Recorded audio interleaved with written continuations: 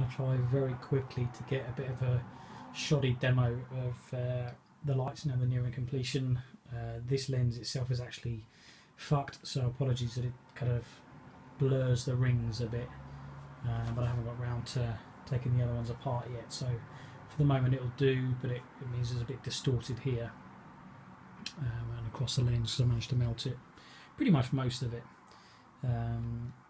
Also, this camera, being my iPhone, is awful when it comes to picking up LED pixels, so again, it looks better kind of in the flesh, so to speak, than it does, you know, when it's flashing away on camera. But okay, so the indicator is a 16 pixel LED ring, and we just flash on and off. You can see the ring in the background. At the minute, stuff's just blue tacked in, but it's nice and bright. It does the trick. Again, it looks better in person, but in the flesh, because you can see the actual ring, whereas on the camera there's too much light saturation to be able to see it. But generally, it looks nice. The indicator will be doing that. Mixed opinions with my daylight running lights at the moment, or daytime running lights. I don't know whether to keep this bottom tube in, whether to do single or double rings. At the minute there's double rings in each side, so if you were to turn on the DRLs, the command and strip comes on, a nice little ring. When you turn off, that would happen. So on, off. Again, apologies for the awful saturation with the camera, the light saturation. It makes it a lot harder to see stuff, and the knackered lens doesn't help. I also have different animation modes, but I don't think the camera will really pick it up very well. So what I'll just do is, I've got 2 more pixel rings which are just still on my workbench, so I don't know how the camera will pick them up. Quite a bit of saturation, but that is what. So that's option number 2. Option number 1 was the comes in as a complete circle. Oops, I lost power. And then they stay as a complete circle, which is basically your classic angel eye look.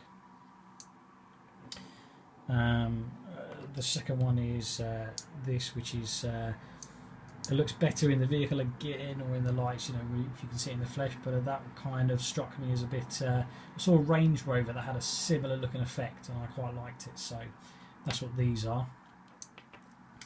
The third mode is, I call it Mini 1 basically, because I saw a Mini and it kind of came down the other way, so the circle doesn't quite join at the bottom. It would look better, but like I said, there's a lot of light saturation, and I fucked the light lens up, so hard to really tell with this camera, with this phone. And the fourth option is, ironically, the BMW Angel Eyes. They have a bit missing at the top, which is pretty much just the Mini design inverted. It's worth noting as well, of course, that any animation that's in this one with the projector lens, it creates well, as you can imagine, it reflects itself. It's like a mirrored effect. So you'll notice, if I look at the left ring, you can clearly see that the top is cut. You know, that's what it should look like. I think there's 1, 2, 3, 4, 5 pixels missing at the top, or 5 pixels turned off, I should say. So that works there. On the projector lens, however, what you see at the top, the dimmed area, is effectively a mirror of the pixels along the bottom, but obviously dimmer, because it's almost a dimmed mirror, for want of a better word. It's to do with the way the lens is made, so you don't quite get the full effect. Now, that being said, again, in the flesh it looks much better. But so the questions on it, or debating, do I have the BMW style? Do we have the Mini 1 style. The again, I'm just calling it Range Rover for want of a better word. It's kind of like 3 pixels turned off at top and bottom, which is, I actually quite like that effect.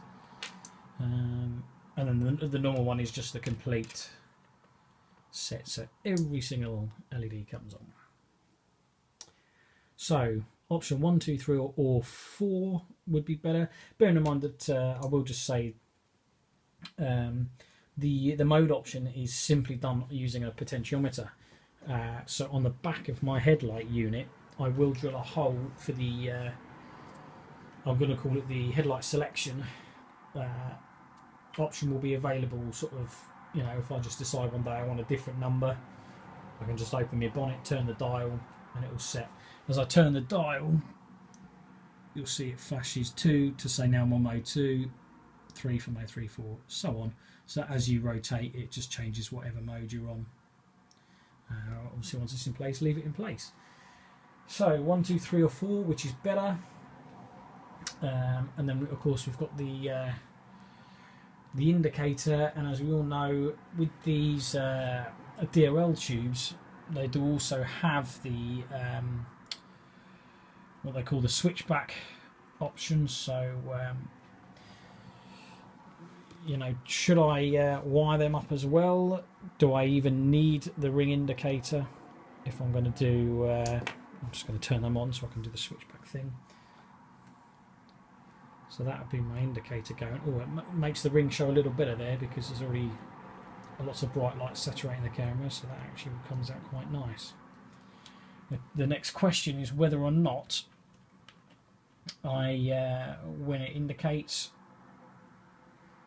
should they change as well with their wonderful switchbacks? Let me know what you think, please.